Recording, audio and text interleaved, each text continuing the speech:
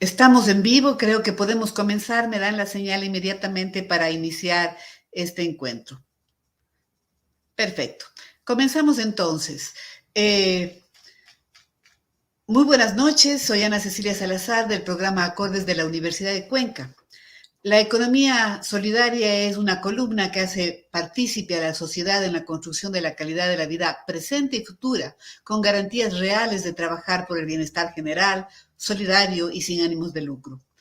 El Centro de Educación y Capacitación Campesina de la SOAI SECA, la Cooperativa Jardín Azuayo, Educope, el Fondo Ecuatoriano Popular Un Progreso, FEP, el Programa de Acompañamiento Organizacional al Desarrollo Acordes de la Universidad de Cuenca y el Instituto Superior Tecnológico de la Economía Social, Solidaria, Popular y Solidaria, ISTEPS, les agradecemos por asistir a este nuevo encuentro, a este diálogo de amautas para hablar de las organizaciones de la economía solidaria. Los conversatorios Amauta tienen esa intención, la de contribuir a una lectura crítica de nuestra realidad para conocerla mejor y responder a los desafíos desde la mirada de la economía solidaria. Hoy vamos a hablar de las organizaciones de la economía solidaria, tipos de organizaciones existentes y características, estructuras y formas de gobierno, qué evidencias y prácticas de valores y contravalores existen en las organizaciones de la economía solidaria. Y para ello contamos con la valiosa participación de dos expositores, el economista Paciente Vázquez y la investigadora Georgeline Fleury. Cada uno tendrá 20 minutos para este diálogo, por lo que comenzamos con el economista Paciente Vázquez. Paciente Vázquez tiene estudios de maestría en Economía Política y Gestión de Redes Territoriales, exdirector del Instituto de Investigaciones Sociales de la Universidad de Cuenca, tiene varias publicaciones en libros y revistas, miembro del directorio de Claxo, es ex subsecretario de Desarrollo Social del MIES, consultor para organismos nacionales e internacionales, socio fundador y exgerente de la cooperativa Jardín Azuayo, actualmente presidente de la Fundación SECA. Bienvenido, paciente, bienvenida, Georgelina, y vamos a comenzar con la participación de ustedes. Somos totalmente oídos. Adelante, paciente, por favor. Muchas gracias, Ana Cecilia. Muy buenas noches a todos quienes nos miran y escuchan en esta noche. Un gusto enorme compartir sobre este tema tan relevante para la economía solidaria, el aspecto relativo a sus organizaciones. Quiero empezar con una aclaración. Yo no soy amauta, aunque los conversatorios Amauta, el nombre me suena, pero yo quiero ser una excepción porque no soy amauta. El amauta es el sabio de la tribu, y en la tribu en donde vivo y participo, no me considero amauta. Sí me considero un aficionado y quizá un militante de la economía solidaria. Vamos entonces a trabajar esta noche sobre las organizaciones de la economía solidaria en nuestro país desde la perspectiva y la limitada información de la que participo. Y entonces hemos visto, podemos ver, apreciar en la diapositiva que ustedes tienen, hemos visto y hemos presenciado en los últimos 7 años, de acuerdo a la información de la Superintendencia de Economía Popular y Solidaria, un crecimiento bastante importante de las organizaciones de la economía popular y solidaria, ¿no? Según esos datos, hemos pasado más o menos de 7,000 organizaciones registradas a 15,000 organizaciones registradas. Si esto es cierto, hemos crecido en más de un 100%. De acuerdo a las clases de organizaciones que señala en nuestra Constitución, las cooperativas, las asociaciones y las comunidades, como ustedes pueden advertir en la pantalla, tenemos un poco más de 2.500 cooperativas con 5 millones de socios, casi 13 millones de asociaciones con unos 155.000 socios. De las comunidades no tenemos datos de socios, son 63 comunidades registradas y los organismos de integración son 52. Si nosotros vemos el total de organizaciones, más o menos 15.000 organizaciones, y el total de socios, más o menos unos 5.300.000 en número redondo, 5.300.000. 5.300.000 con toda seguridad. A ver, haciendo una rápida división, unos 6, 7 millones la población económicamente activa, 5 millones, estamos por el 70% de la población económicamente activa. Si esta información es cierta, realmente en la economía solidaria somos mucha gente en el país, no en términos de excesivos, sino que somos bastantes, ¿no? Y entonces la pregunta que me hago enseguida es, ¿dónde están estas personas? 5 millones de personas. ¿Dónde están estas organizaciones? 15 millones de organizaciones. A pesar del reconocimiento legal de la Constitución y de las leyes, todavía no somos visibles en el país. Y entonces, a mi juicio, necesitamos operar una metamorfosis en nuestras organizaciones, no para que sean visibles, sino para que sean más activas en el concierto social y político del país. He hecho un diagrama allí para poder explicar lo que a mi entender nuestras organizaciones estarían siendo en este momento, ¿no? Organizaciones por necesidad, que como hemos dicho han crecido en la crisis, han aumentado su número y el número de socios, y son organizaciones que van por reivindicaciones económicas, y eso está muy bien. Sin embargo, creo que no es suficiente quedarnos allí. Necesitamos pasar de organizaciones por necesidad a organizaciones por convicción, porque las organizaciones por necesidad, pasa la necesidad, pasa la organización. La organización por convicción se plantea objetivos de largo alcance y pasa una necesidad y enseguida atiende otra necesidad. Pasar de reivindicaciones económicas solamente a reivindicaciones políticas del bien común, porque en nuestro medio hablar de política es casi una mala palabra, porque confundimos política con los partidos políticos, y los partidos políticos sí son una mala palabra, a mi juicio, también, ¿no? Entonces, pero la política en su acepción original es la preocupación por el bien común, por el bien de todos.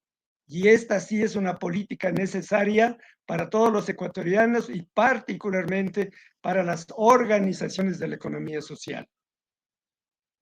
Y me he atrevido a plantear que para pasar de las reivindicaciones económicas a reivindicaciones políticas con organizaciones por convicción, necesitamos intensificar nuestros procesos de educación en muchos ámbitos, pero particularmente en la política del servicio a la sociedad o en la política del bien común. Este cambio o este paso es un paso trascendental. Es un cambio que, entre otras cosas, es posible con un buen gobierno en cada organización. Vamos atando entonces la educación con el buen gobierno de las organizaciones. Y ahora vamos a pasar a hablar un poco sobre los gobiernos de nuestras organizaciones.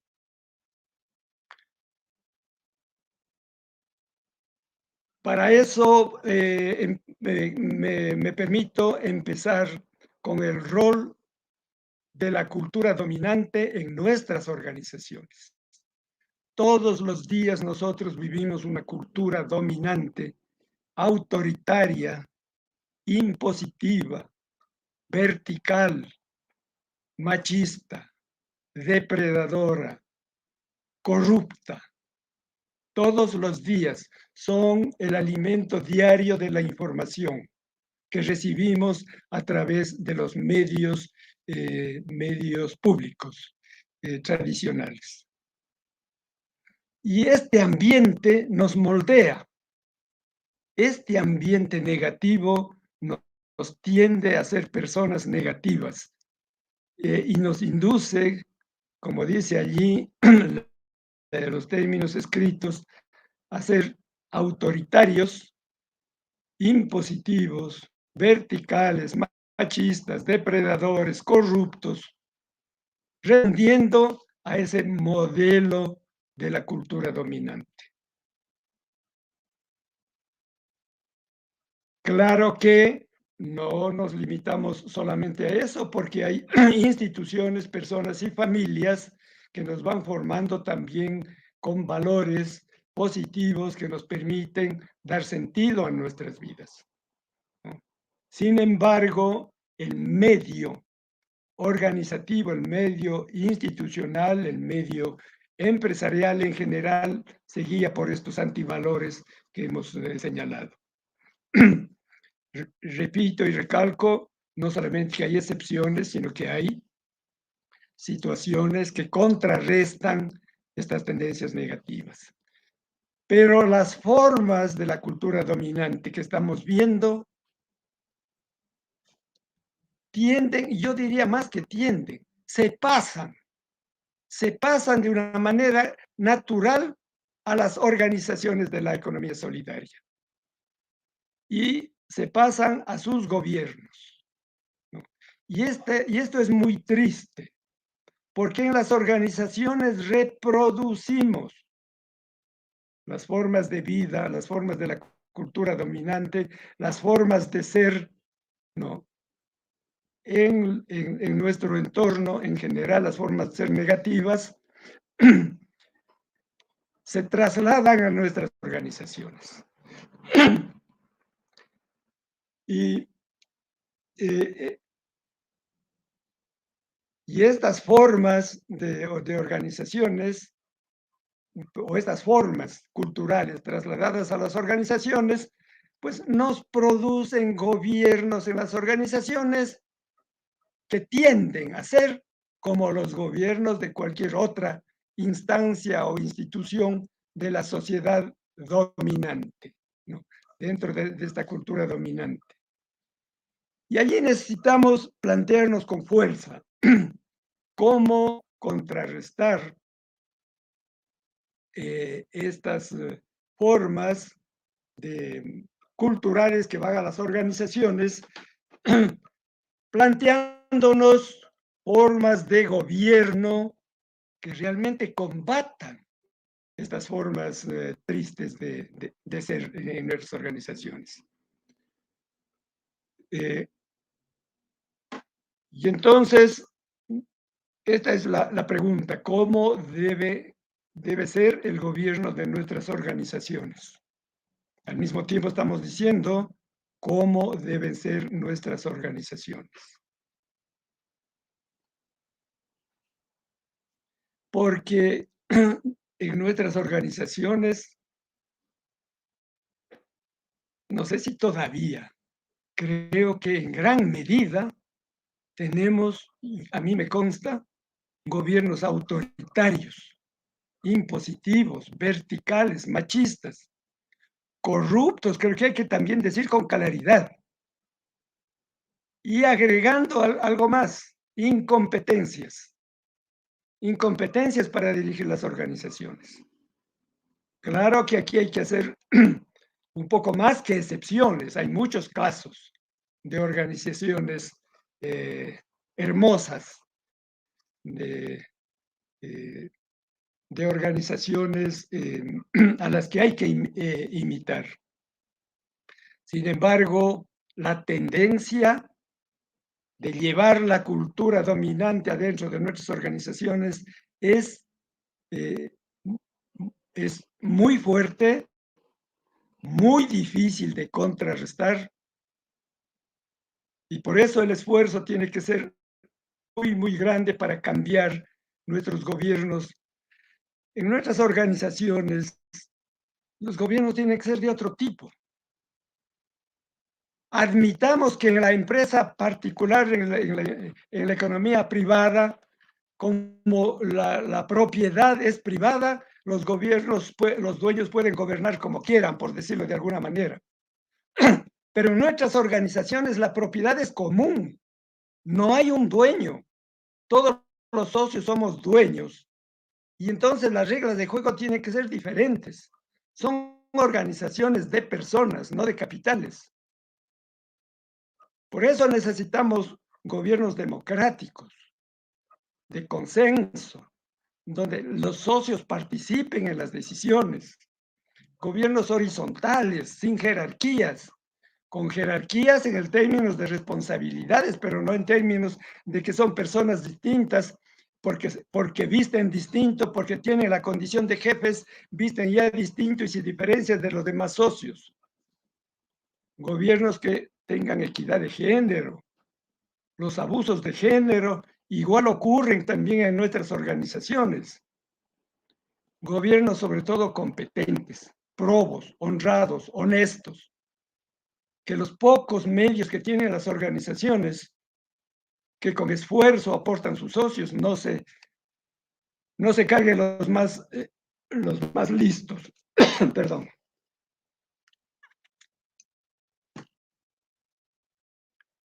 Y estos cambios necesitan también, a mi opinión, muchas cosas, muchas otras cosas, pero fundamentalmente educación.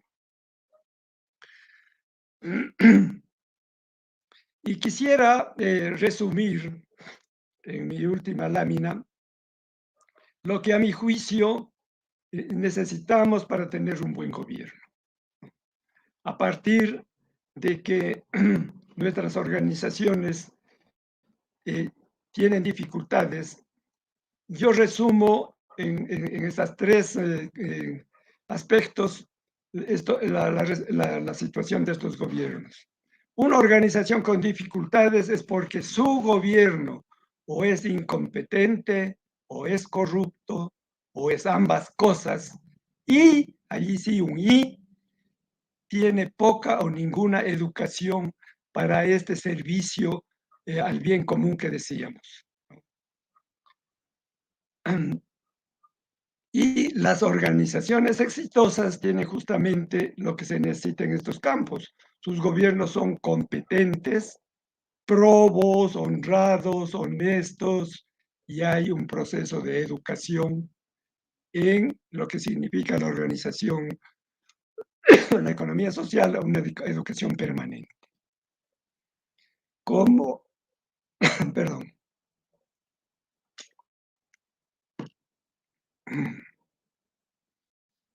como resultado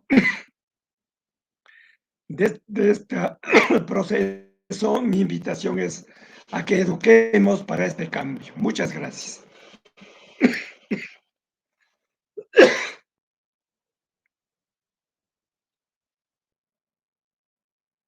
Muchas gracias, Ana Cecilia. Muchas gracias a los escuchas.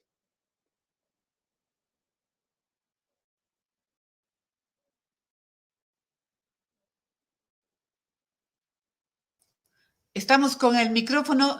¿Nos escuchan? Desde este momento. Ya, muy bien. Perfecto. Muchísimas gracias, paciente.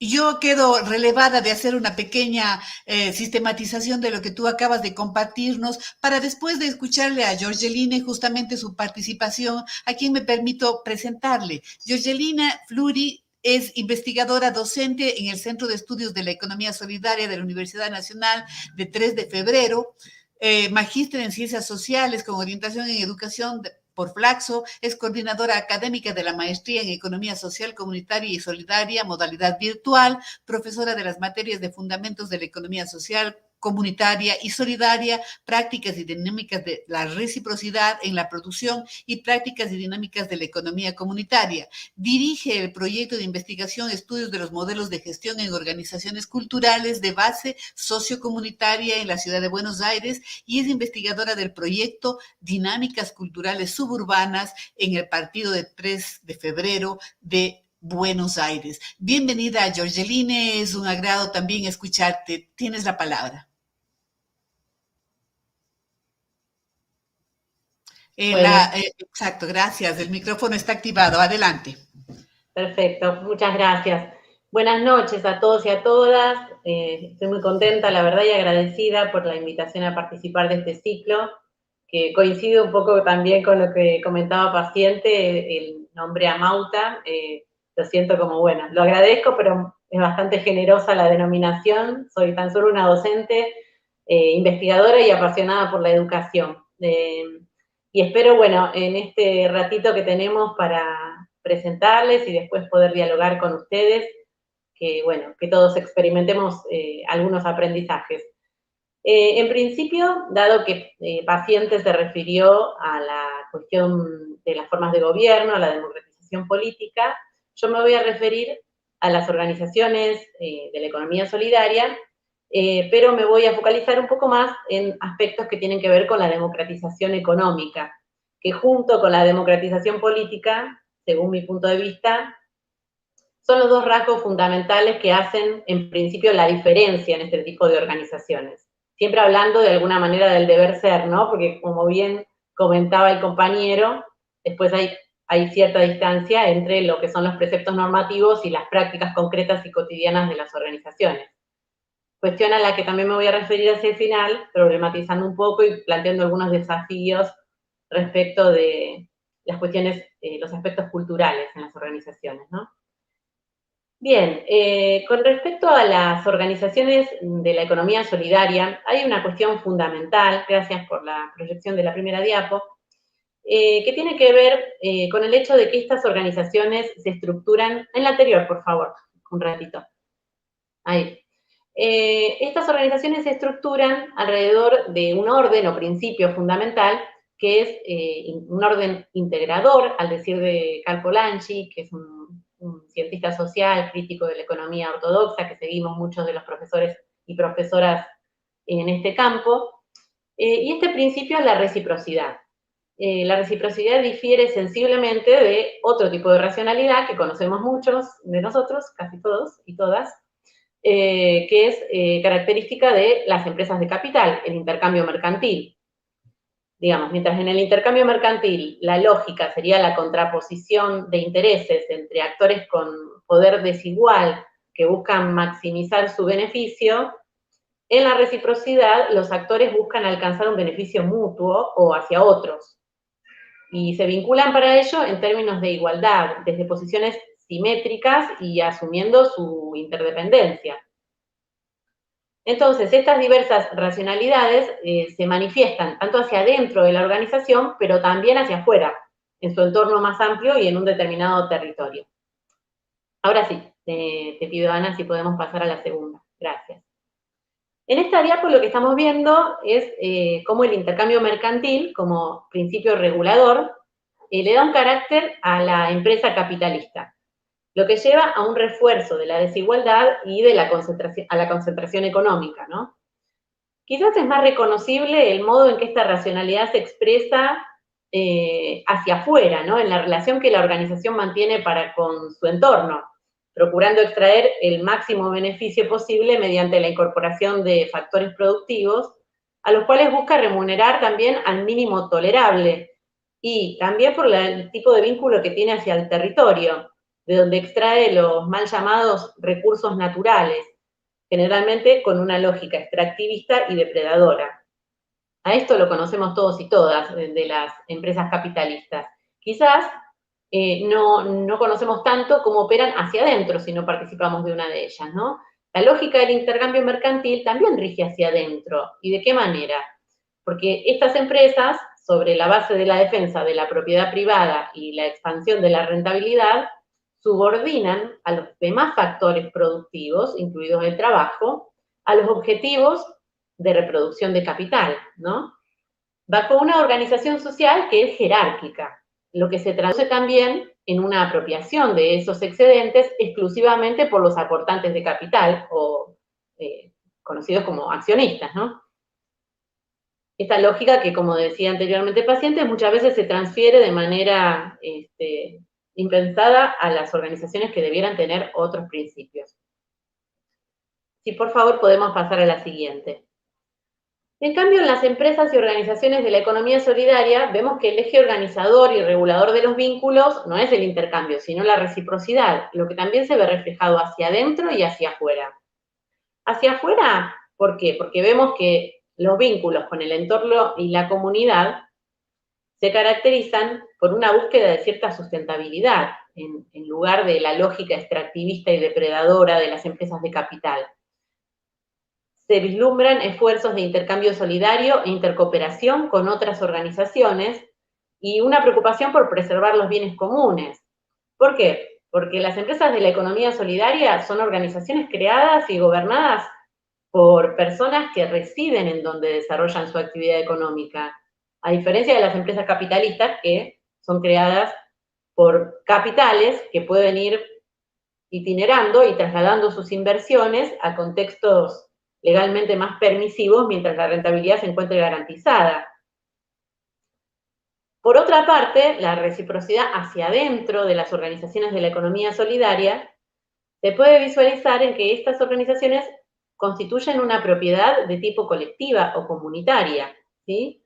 Sus objetivos económicos son definidos entre actores que, como decíamos antes, se consideran iguales, más allá de su condición material, y se vinculan de forma simétrica e interdependiente.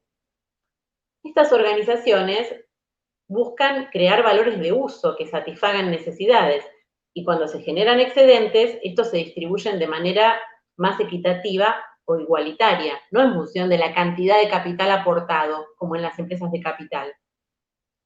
En este sentido, a primera vista, podríamos decir que estas organizaciones introducen la propiedad colectiva, desconcentran la riqueza, mejoran la distribución, amplían el acceso al consumo y al trabajo y, en consecuencia, democratizan la economía por diversas vías, ¿no? Ahora bien, vamos a la siguiente, por favor, Ana. Si observamos en detalle a las organizaciones del sector sociocomunitario, vamos a ver que vehiculizan diversos matices o formas de esta reciprocidad, porque dentro de esta lógica de solidaridad económica existen distintas variantes, como la gratuidad, la comensalidad, la mutualidad, la cooperación, el intercambio solidario y la intercooperación. Todas las vamos a ir explicando a medida que comentemos algunos ejemplos. Las 4 que vemos en la primera línea son las que se dan principalmente a nivel intraorganizacional. Y las 2 que vemos por debajo son las que se establecen a nivel interorganizaciones, o sea, a nivel meso. Veamos las variantes. Podríamos pasar a la siguiente diapo. Recién el compañero Paciente mencionaba los diferentes tipos de matrices organizativas, ¿no? Asociativas, comunitarias, cooperativas. Bueno, comencemos por las organizaciones asociativas. Aquí podemos observar que se presentan diferentes matices de la reciprocidad, pero principalmente 2.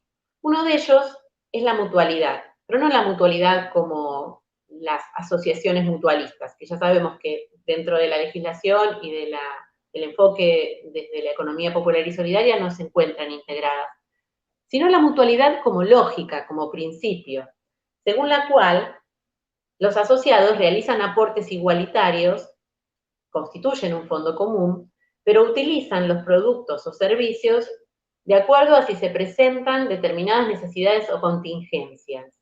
Y puede ser que no los utilicen si estas necesidades y contingencias no se presentan. Por ejemplo, en la Argentina es el típico caso de los clubes para la práctica de deportes o actividades recreativas, o también de muchas asociaciones de atención primaria de la salud, o espacios culturales gestionados de manera colectiva, en donde sucede esto, ¿no? Los socios y socias aportan una cuota periódica que permite el sostenimiento de esa actividad, pero hacen uso de los servicios en la medida en que los necesitan. Existen otro tipo de orientaciones, por ejemplo, en el asociativismo, que es el que se da cuando se busca lograr el acceso a derechos de una comunidad en donde existen fuertes desigualdades. Entonces, no todos y todas pueden hacer una contribución periódica al sostenimiento de la organización. Aparece allí el matiz de la gratuidad, ¿sí? En donde hay algunas personas que aportan trabajo o aportes materiales sin contraprestación, y hay quienes hacen uso de esos servicios sin pagar una retribución porque no pueden hacerlo, pero sin embargo se encuentran en pie de igualdad como asociados y asociadas. Ahora, ustedes dirán, bueno, ¿cómo se financian estas organizaciones? Bueno, porque no solo convocan el aporte de los asociados y asociadas, sino también el aporte de la redistribución estatal y del de la solidaridad filantrópica. O sea que hibridan recursos, este tipo de asociaciones.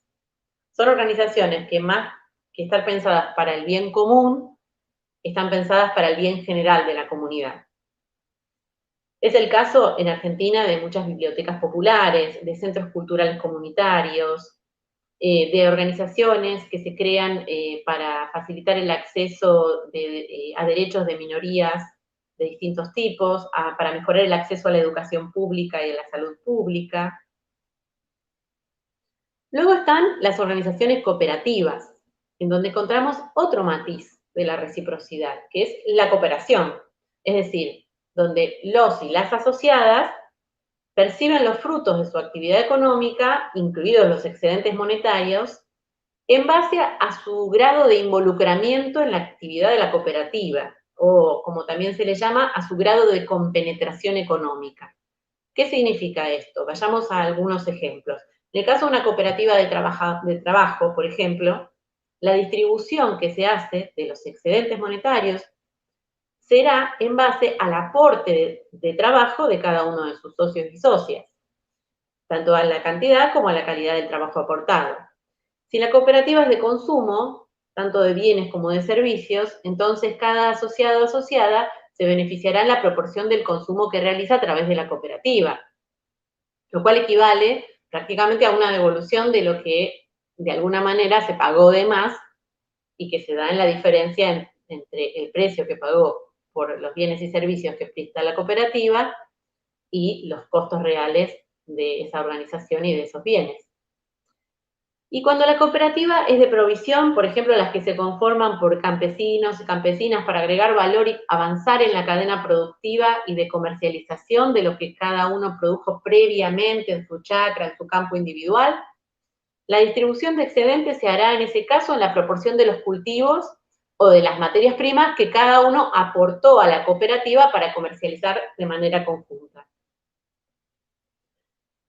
Ahora, en las organizaciones comunitarias, incluso en algunas organizaciones familiares, pero principalmente en las organizaciones comunitarias, se abordan de manera integral aspectos productivos y del consumo. ¿Por qué? Porque la organización produce básicamente y principalmente para su propio consumo, no tanto para intercambiar. Generalmente, en este caso, el matiz que se implementa de la reciprocidad es la comensalidad. ¿Qué significa esto? Que cada miembro de la comunidad realiza su aporte de trabajo en función de sus posibilidades y capacidades y recibe de acuerdo a sus necesidades, ¿sí? Es en donde se da una mayor integración. ¿Por qué? Porque también existe en estos casos compartir un estilo de vida integral y un fuerte lazo identitario y de pertenencia territorial. Es el caso de las comunidades, de muchas comunidades originarias, de iniciativas campesinas, ecovillas, lo que eran los kibbutz en sus orígenes. Sin embargo, en la actualidad, muchas de las comunidades que se rigen por la comensalidad también articulan con otros modos de regulación, como puede ser el intercambio mercantil. Porque la reciprocidad, en todos estos casos, como hemos visto, siempre es parcial, ¿no? No vivimos en una economía solidaria global. En algún momento, las organizaciones articulan con el mercado, básicamente, e introducen principios que tienen que ver más con el intercambio mercantil que con la reciprocidad. Pero siempre entre el núcleo aglutinante que conforma la organización de la economía solidaria rige la reciprocidad como eje organizador. Entonces, en síntesis, digamos, tanto sea en la propiedad como en la distribución y uso de los frutos de la actividad económica, vemos que en todas estas organizaciones la tendencia es hacia la democratización económica, ¿sí? A diferencia de las organizaciones basadas en el intercambio mercantil, donde la distribución siempre está ligada al aporte de capital y por lo tanto se reproducen las desigualdades preexistentes. Todo esto nos lleva a visualizar la diferencia de las organizaciones solidarias con las organizaciones capitalistas. Sin embargo, también es mi intención el día de hoy dejar planteados algunos desafíos culturales que implica el sostenimiento de esta identidad y su reproducción a mayor escala a nivel sectorial, ¿no? Y acá voy a retomar algo de lo que planteaba Paciente en su exposición. Todos sabemos, porque alguna vez lo experimentamos, que los preceptos y valores de una institución no se traducen automáticamente en la práctica cotidiana de las organizaciones. Por más que estén expresados en normas, reglas e ideología organizacional, regada por todas las redes sociales. Aún así, existe una brecha importante entre estos preceptos y valores institucionales y la práctica concreta. Muchas veces los valores y las normas ligadas a la racionalidad instrumental o la lógica utilitarista mercantil pueden resultar incluso más determinantes que aquellos valores que se buscan incluso con mecanismos de educación reproducir al interior de las organizaciones comunitarias. Entonces las organizaciones deben afrontar tensiones porque las personas que las integran se orientan por diferentes criterios y valores de acuerdo a las circunstancias. Acá seguimos una idea que sostienen los autores Boltanski y Thevenot, que son referentes de la sociología pragmática, quienes insisten en esta idea de que todos somos sujetos críticos. Entonces, cuando decidimos y accionamos, tomamos posición de acuerdo con diferentes órdenes o escalas de valor. Es decir, aquello que consideramos valioso, que no es inmutable, ¿no? Y es así como entramos en conflicto, en ocasiones con los propios preceptos institucionales de las organizaciones a las que conscientemente adherimos y queremos hacer crecer y queremos ver crecer. Sin embargo, permanentemente entramos en contradicción. Es verdad que en este tipo de organizaciones en particular, con preeminencia de la reciprocidad, sus integrantes ponen en juego principalmente un orden cívico, ¿no? Basado en la solidaridad como vínculo fundamental, porque consideran valioso el pertenecer a un grupo, representar a un colectivo, porque consideran valiosa la preocupación por el interés colectivo y la empatía con el otro. Pero, sin embargo, siguiendo estos autores, en nuestra cultura también tenemos otras ideas u orientaciones acerca de lo que nos parece valioso. Por ejemplo, muchos de nosotros cuando estamos en situación laboral tomamos decisiones y accionamos guiados por un orden profesional, más ligado a la eficiencia, a la búsqueda de la eficacia. Y quizá nos guiamos por indicadores o criterios que no son los más coherentes con la reciprocidad y la solidaridad. Y no lo percibimos. Otras veces nos movemos al interior de estas organizaciones guiados por un orden doméstico basado en la confianza como vínculo, donde quizás valoramos el trabajo de un compañero o una compañera por la estima que le tenemos ligada a la cercanía. Y esto también puede chocar con la reciprocidad, porque se hacen diferenciaciones basadas en apreciaciones personales. En otros casos, lo que se jerarquiza es el orden de la reputación, según el cual lo que se considera valioso sería el prestigio, el reconocimiento social adquirido, y entonces nos encontramos con que siempre escuchamos la palabra del mismo compañero o compañera y no nos atrevemos a cuestionarla, aún a lo mejor sabiendo que está equivocado o equivocada. Por último, el mayor contraste que vemos ahí en letras más grandes con la lógica de la reciprocidad claramente es que en el contexto hegemónico en el que vivimos, lo que se prioriza es el orden mercantil. Y si en una organización solidaria cada quien busca maximizar su beneficio individual, esa organización solidaria se destruye y queda tan solo como una carcasa, pero vacía de contenido. Entonces, sí, podemos pasar a la siguiente, por favor. Siguiendo un poco a los autores mencionados, podríamos concluir que una organización es un complejo dispositivo de compromiso entre distintas racionalidades o criterios que pueden resultar incompatibles, pero que se estabilizan en base a arreglos circunstanciales, no son arreglos inmutables. Es decir, que para que la organización no se rompa ni quede vaciada de sentido, se ve obligada a seguir transformándose permanentemente, trabajando en simultáneo hacia adentro y hacia afuera, hacia el entorno. Muchos de los conflictos que se producen en las organizaciones se originan en estos diversos criterios, que no se explicitan, por el contrario, se solapan, se ahogan. Entonces, si las organizaciones solidarias quieren sostener su identidad, una racionalidad orientada por la reciprocidad y reproducirse en amplia escala, tienen que trabajar al menos en dos sentidos.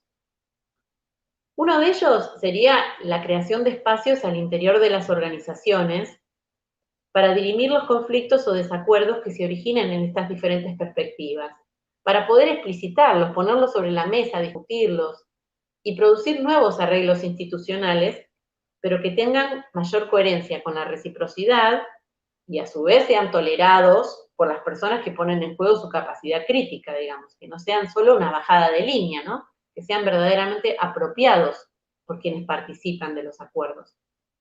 Y el otro sentido sería trabajar hacia afuera, es decir, a través de dinámicas de intercooperación e intercambio solidario, en una ampliación del ecosistema de organizaciones solidarias y promoviendo la reproducción del mismo, es decir, de esta manera, promoviendo la ampliación de este ecosistema, la influencia de los valores del entorno de la organización va a ser cada vez menos contradictoria con la lógica interna de las mismas.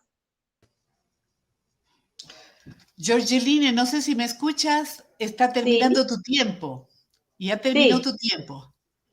Bien, bueno, en realidad estamos bien. Era eso lo que quería un poco comentarles como disparador y bueno, me interesa seguir conversando en base a las preguntas, intereses de... Muy bien, gracias, Georgeline. Seguramente vamos a tener tiempo para que complementes cualquier idea. De todas maneras, yo quisiera invitar a quienes nos están acompañando esta noche para que hagan sus preguntas, para que nos hagan llegar sus inquietudes, sus comentarios y gustosamente estaremos conversando y abriendo el diálogo. Pero antes quisiera hacer una pequeña sistematización de las dos ponencias, muy brevemente.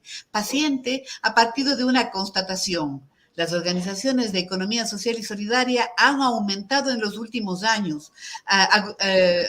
Han llegado incluso a ser más de 5 millones de socios, lo que implica más del 70% de la población económicamente activa, nos ha dicho. Y se pregunta, ¿dónde está toda esta gente? ¿Qué gran poder podría tener toda esta gente si estuviera dinamizada y conectada a una forma de participación activa y responsable? En este sentido, ¿no es cierto? Hay que dar un salto para hacer organizaciones que no solamente viven y surgen por la necesidad, sino que viven y se mantienen por la convicción, nos ha dicho Paciente.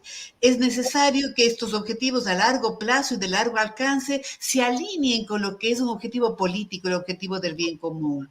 Para ello se requiere fortalecer la educación y contar con buenos gobiernos en las organizaciones, nos dice, superando los modelos dominantes de organizaciones en donde hay autoritarismo, culturas machistas, en fin, superar esta forma de hacer justamente organización. Y en esta medida, ¿no es cierto?, todavía tenemos incluso que señalar que incluso, dice Paciente, hay elementos como la corrupción y la y las incompetencias. Se requiere entonces un gran esfuerzo para cambiar.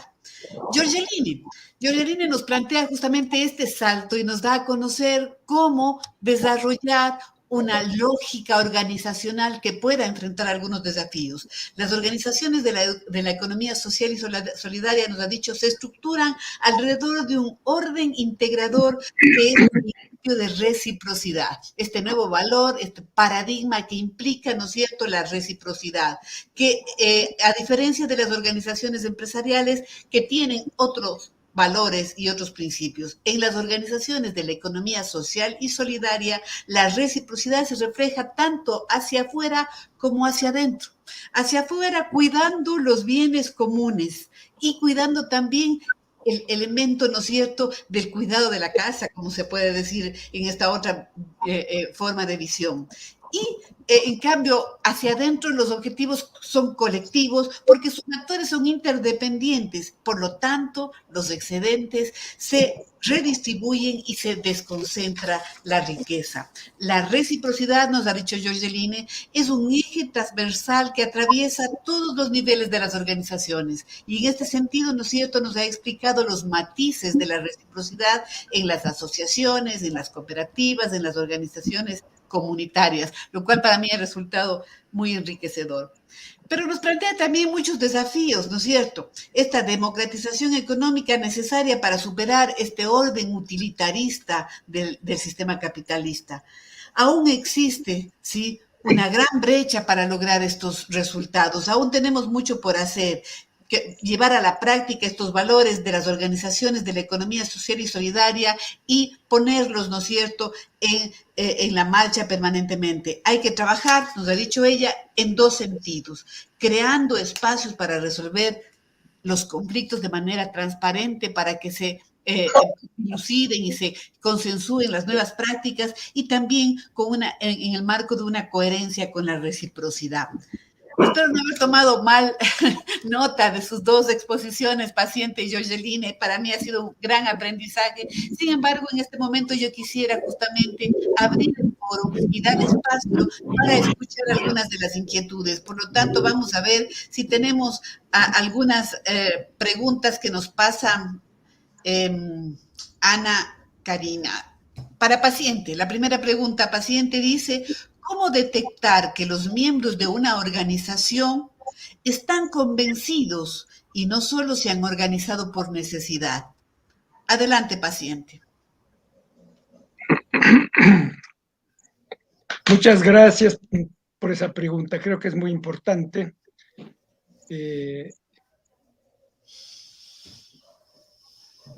La preocupación y el compromiso por el bien común en una organización, a mi juicio, empieza dentro de la propia organización. Cuando en la organización desaparecen los intereses de grupo, se superan, o los intereses personales o las influencias, y prevalece el interés de los socios, de todos los socios. Ese es un primer paso de democratización de la organización, que luego, lo que yo hablaba de la metamorfosis, debe dar paso a que la organización se ocupe ya no solo del bien común dentro de su organización, sino del bien común en el entorno de su organización, que es su comunidad. La organización debe ser un actor importante. Voy a usar la palabra que utilicé antes con el Amauta, en su ayllu, en su sociedad, en su medio, un actor importante. Cada organización de la economía social solidaria no solamente tiene que ser eficiente, democrática dentro de la organización, sino un elemento activo del bien común de su ayllu. Espero haber respondido. Cuando veamos esa actitud y esas acciones coherentes con esa actitud, sabremos que es una organización que se ha transformado en una organización comprometida. Gracias, Paciente. Una pregunta para Giorgeline. Si en las organizaciones asociativas se realiza una solidaridad filantrópica, sus miembros se organizan sobre todo para generar un aporte a los menos favorecidos. Gracias, Ana Cecilia. Sí, bueno, son justamente las organizaciones asociativas, yo en general, bueno, mi punto de referencia es la experiencia argentina, tienden a buscar, digamos, un mecanismo de solidaridad basado en la igualdad. A diferencia de las cooperativas, que se rigen más por este criterio que yo explicaba anteriormente, que es la equidad, donde sí se cuantifica el aporte de cada quien para ver, digamos, cuánto me voy a beneficiar del trabajo conjunto de la organización, en las asociaciones, como las que anteriormente comentaba, justamente la búsqueda es de una igualdad más allá de los aportes de cada quien. Y sí, la solidaridad filantrópica es fundamental para el funcionamiento de estas organizaciones porque muchas veces quienes están en condiciones de realizar aportes materiales son solamente los integrantes de las redes promotoras. Entonces, de alguna manera, este tipo de organizaciones buscan complementar la tarea del Estado, que no debería, digamos, dejar ningún hueco en ese aspecto, pero lamentablemente los hay, con actividades que tienden al bien general, más que al bien común de sus asociados, ¿no? Bien, vamos entonces con una nueva pregunta para paciente, que dice lo siguiente: ¿cuáles son las condiciones para lograr un buen gobierno en las cooperativas?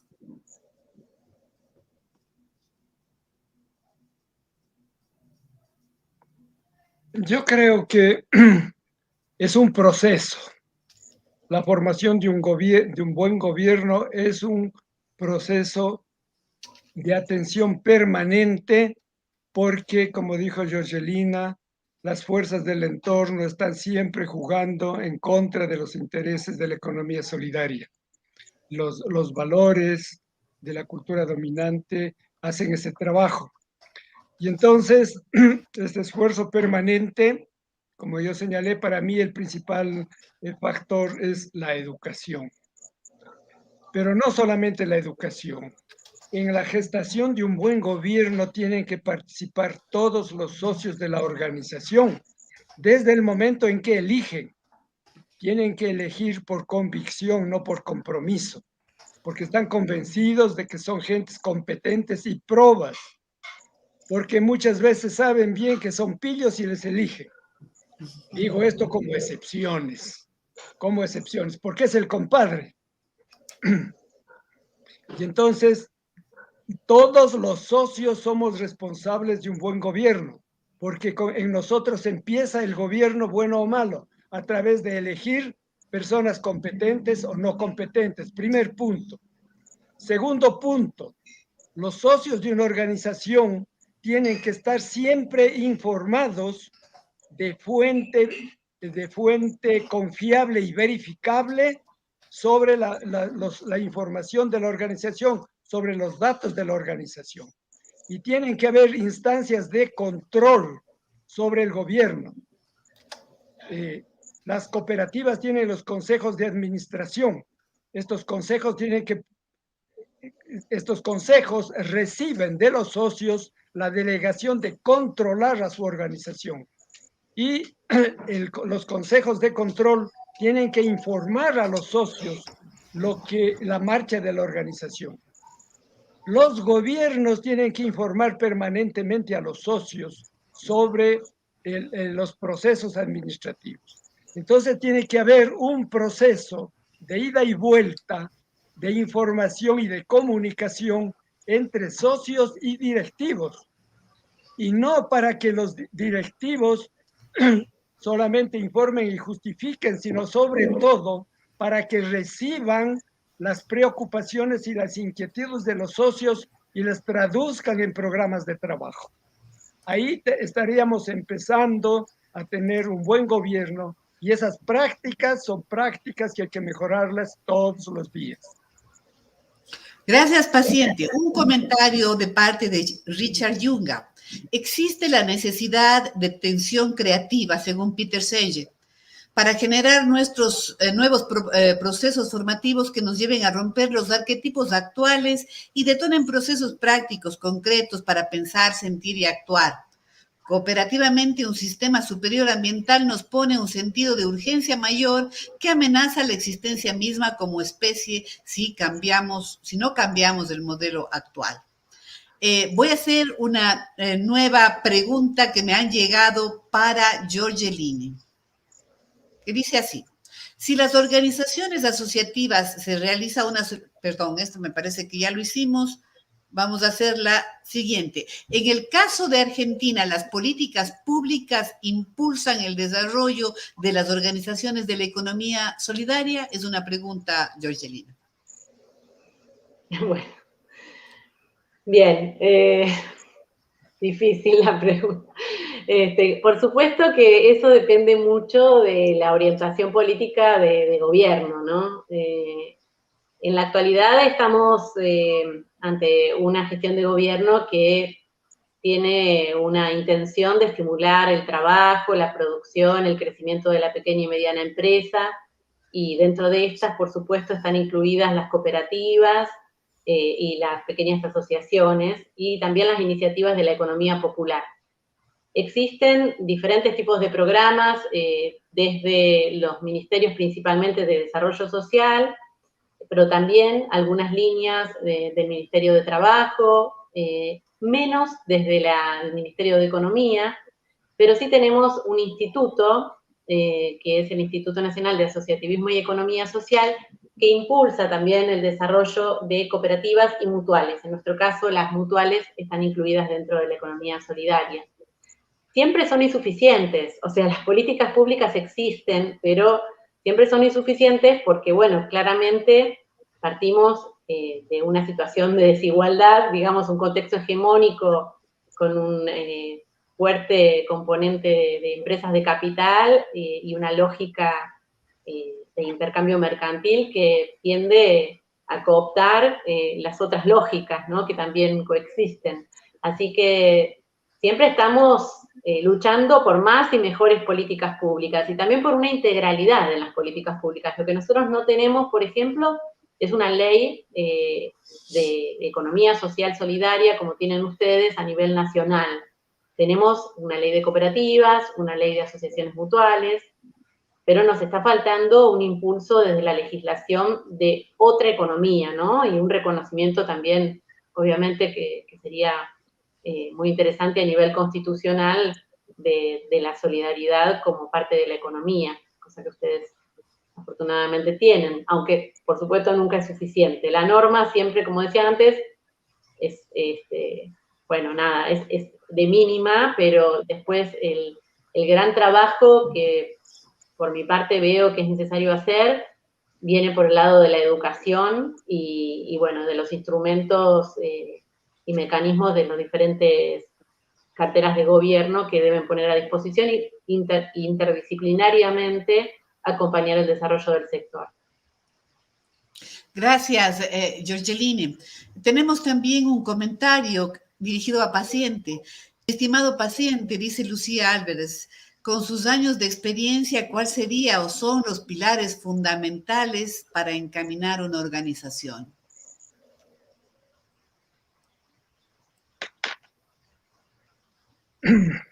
Muchas gracias por esa pregunta. A mí me parece que en primer lugar hay que pensar que cada organización es una persona colectiva, es una sociedad de personas. Y a mí se me ha ocurrido que las organizaciones tienen muchas similitudes con las personas, en muchos aspectos. Y entonces, para empezar, todas las personas somos diferentes. No existen dos personas iguales. Para llevar al símil, todas las organizaciones son diferentes. No existen ni pueden existir dos organizaciones iguales y no podemos pedir lo mismo a todas las organizaciones. Entonces, creo que es un primer paso para reconocer nuestra individualidad organizacional y poder gestionar una cultura organizacional que tenga elementos comunes con la doctrina organizativa, con el sector organizativo, pero elementos particulares, singulares, que diferencien a mi organización y que le hagan inimitable. Porque cuando entre personas una persona imita a otra, nunca le iguala. Lo mismo entre las organizaciones. Son organizaciones cuando se han desarrollado, tienen una identidad particular.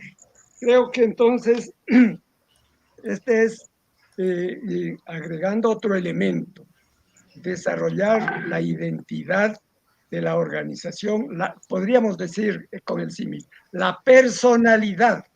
No. Nosotros tenemos una línea de formación social que llamamos el desarrollo personal, ¿no es cierto? En donde tratamos de potenciar o de nuestras aptitudes. Tenemos que esa individualidad, esas potencialidades tenemos que desarrollar en la organización,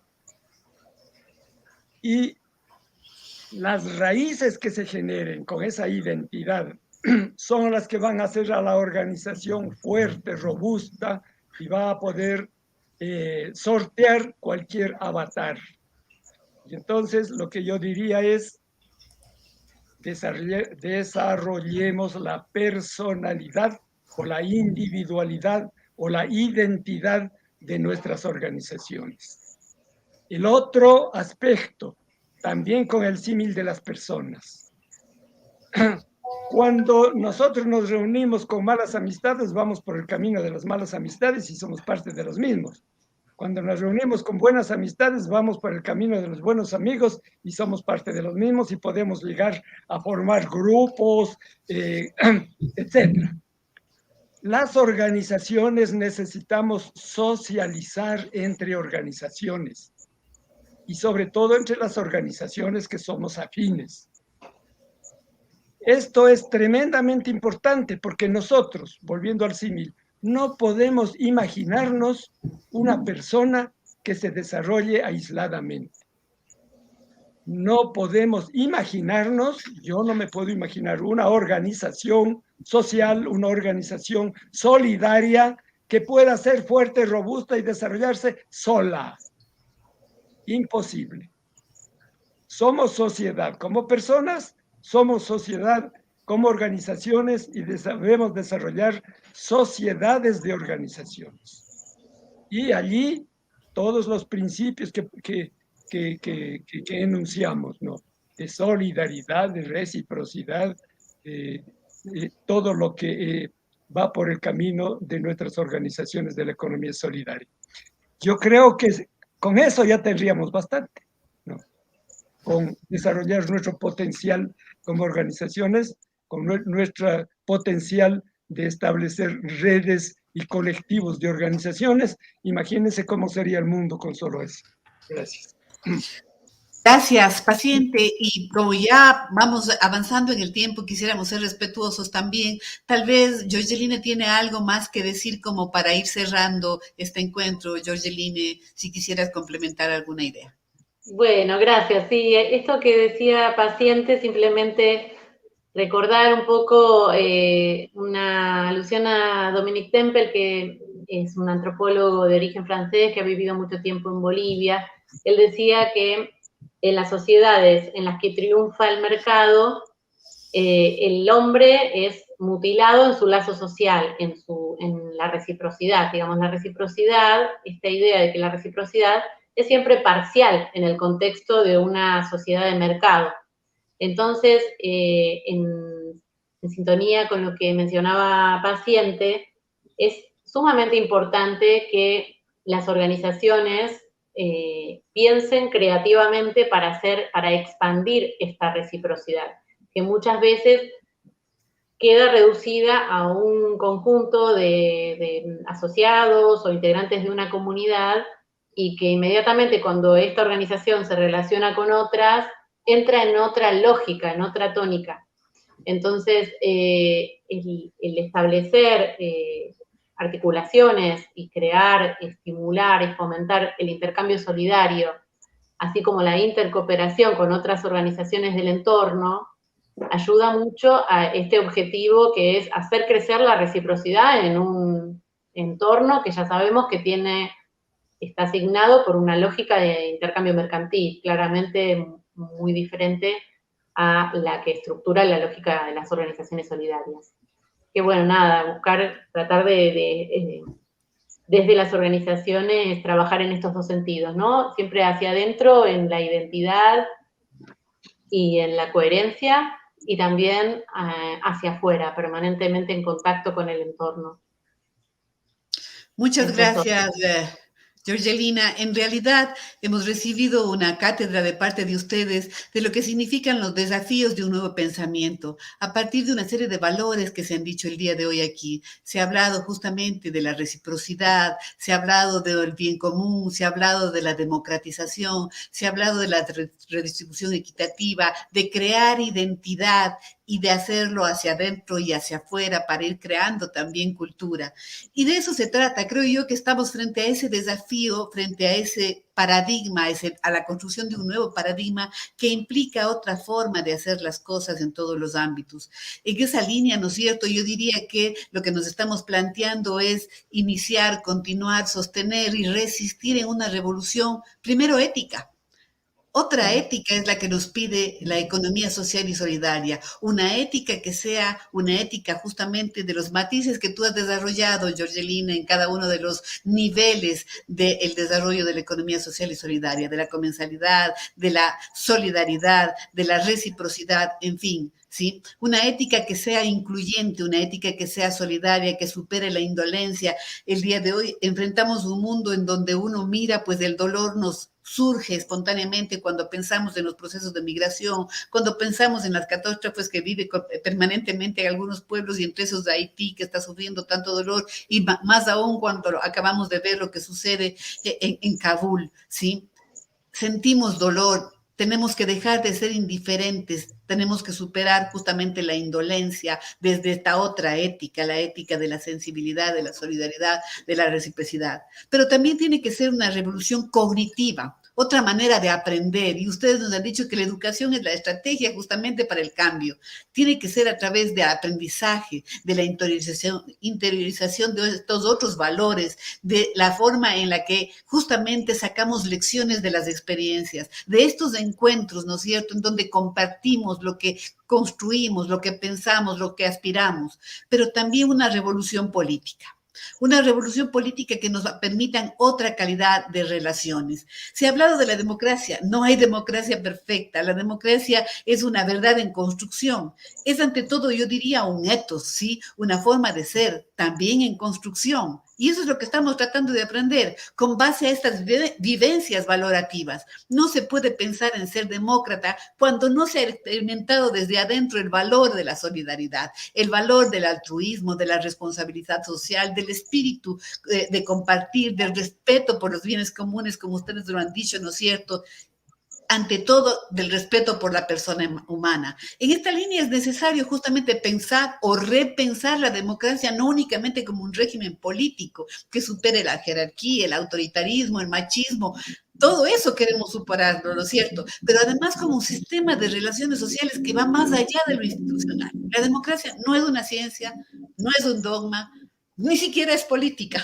Es una forma de ver el mundo, es una forma de ser, es una forma de vivir, es una forma de estar en el mundo. En una palabra, la democracia, yo diría, es una cosmovisión. Por lo tanto, la democracia no se puede comprar, no se puede decretar, solo se la puede vivir y construir en la dimensión de nuestras relaciones. Y eso es lo que están creando las organizaciones de economía social y solidaria. Otra calidad de relaciones no mediatizadas por la moneda, sino por el compartir. ¿Sí? Sino por la interdependencia de que se ha dicho aquí. En estas otras relaciones que nos dan una calidad diferente de entendernos, de encontrarnos, de compartir y de ser. Es decir, la democracia demanda fundamentalmente superar todo lo que implique dominación, subordinación, discriminación, racismo, xenofobia, machismo, etcétera, etcétera, y todos estos males que venimos viviendo. Grandes lecciones, grandes aprendizajes, grandes pensamientos, grandes expositores. Les agradezco infinitamente, Georgelina y Paciente, por haber compartido con nosotros este espacio. Gracias también a nombre del Centro de Educación y Capacitación Campesina de la SOAI SECA, de la Cooperativa Jardín Azuayo Educope, del Fondo Ecuatoriano en Popular y en Progreso, FEP, del Programa de Acompañamiento al Desarrollo Organizacional Acordes y del Instituto Superior Tecnológico de Economía Social, Popular y Solidaria, ISTEPS. Gracias por estar aquí esta noche y esperamos encontrarnos pronto en un nuevo diálogo de Amautas. Muchas gracias a todos y a todas. Un abrazo. Muchas gracias también de mi parte. Gracias a todos y a todas, y a vos en especial, Ana Cecilia, por tan excelente moderación. Un abrazo, Georgelina, un abrazo, Paciente, y gracias a los compañeros que nos acompañaron en el tema técnico. Hasta pronto.